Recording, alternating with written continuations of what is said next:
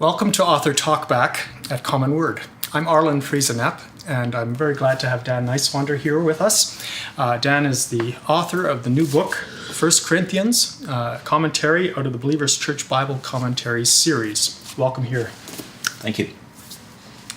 Dan, ancient Corinth is a rather remarkable setting for Christianity to have taken root.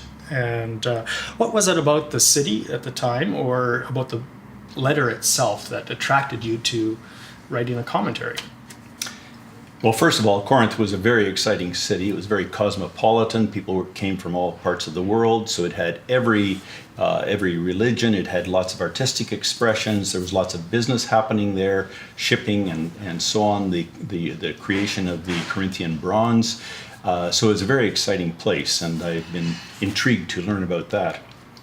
But about the letter itself, what interests me is that it's part of an ongoing conversation between Paul and one of the churches that he founded.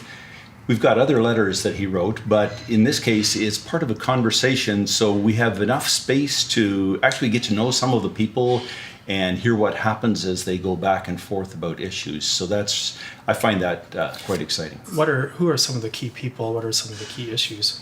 Well, Paul is writing to a church that he has established, or a cluster of house churches actually that he's established. He gets some information from a woman named Chloe, or at least the staff that work with her, and some other people who come to him from Corinth to Ephesus, where he is when he's writing this. And then there are some key leaders in the church and some ordinary members that he refers to. Mm-hmm.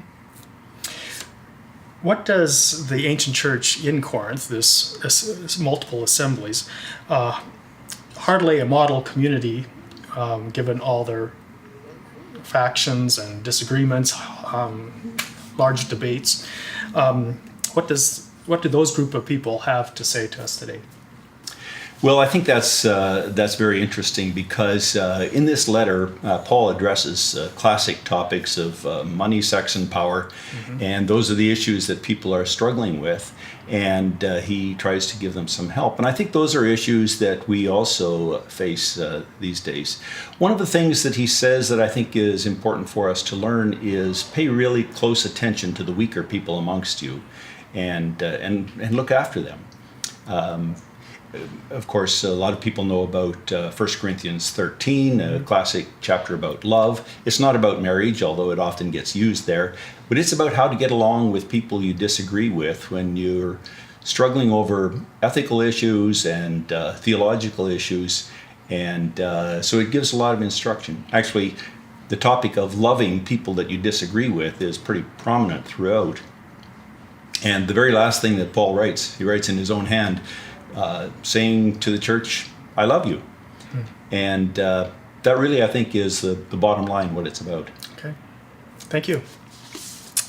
You can pick up your copy of 1 Corinthians for loan or for sale from commonword.ca. Thanks so much, Dan.